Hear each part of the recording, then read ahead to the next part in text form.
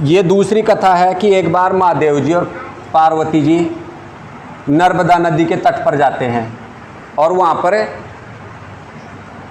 सुंदर दृश्य देखकर चौपड़ खेलने का उनका मन करता है कि हम चौपड़ खेलते हैं महाराज। तो बोलते हैं कि चौपड़ तो अपन खेल सकते हैं, लेकिन यहाँ पर तो कोई भी नहीं है, कम से कम हमारा निर्णय करने वाला कोई तो हो ना। तब माता पार्वती ने तिनके इकट्ठे करके और एक पुतला बनाया और उसमें जान फूंक दी, मतलब जान डाल दी और एक बालक का रूप ले लिया। जब दोनों में पासा जो खेलते हैं, चौपड़ खेलते हैं, उसमें वो तीनों बार में देव योग से पार्वती ही जीतती है, माता पार्वती जीतती है। जब परिणाम की बात आई तो बालक ने शिव जी को विजय घोषित कर दिया, जबकि तीनों बार शिव जी हार गए थे। तो माता क्रुद्ध होकर उस बालक को लंगड़ा होने और वहीं कीचड़ में पड़े रहने का क्या दे दिया, वरदान दे दिया। बालक ने खूब मिन्नतें की कि माता जी मुझे ऐसा कोई इरादा नहीं था कि आपको दुख पहुंचाऊं, मैंने जाने अनजाने में बालक हूं, मैंने गलती कर दी, तो मुझे क्षमा करो और ये वरदान आप अब ये श्राप दिया है वो मुझे आप वापस ले लो और मुझे सही कर दो।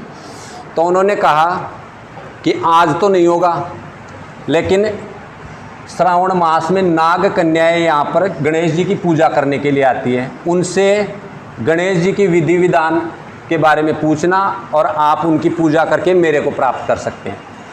तब श्रावण मास में नाग कन्याएं आती है, उनसे बातें करते हैं और उसे पूछते हैं कि गणेश जी की पूजा कैसे की जाए। उन्होंने 21 दिन पूजा करके और 21वें दिन गणेश जी प्रकट होते हैं और उनसे कहते हैं बोलो बालक आपको क्या चाहिए। बोले मुझे मेरी माँ से मिलना है। तो बोले तथास्तु। ऐसे कह के गणेश जी अंतर्धान हो जाते हैं और गणेश जी कैलाश पर्वत पहुंच जाते हैं। अब कैलाश पर्वत पर शंकर जी बैठे थे और शंकर जी भी अकेले बैठे थे, क्योंकि उसी दिन माता पार्वती उनसे रुष्ट होकर चली गई थी। तब शंकर जी भगवान शिव ने उस बालक से पूछा कि आप किस तरीके से यहाँ पहुँचे। तो उन्होंने बताया मैंने 21 दिन ऐसे भगवान गणेश की पूजा की और 21वें दिन मुझे वो प्रकट हुए और वो मैं आ गया।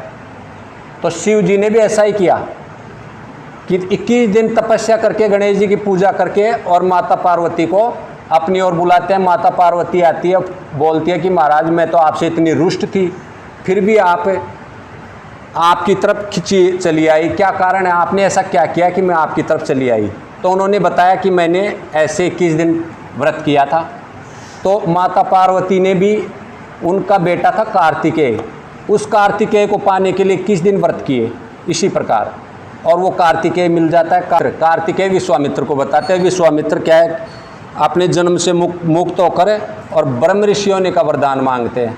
तो इस प्रकार गणेश जी उनकी मनोकामना पूर्ण की है। ऐसे में गणेश जी सबकी मनोकामनाएं पूरी करते हैं।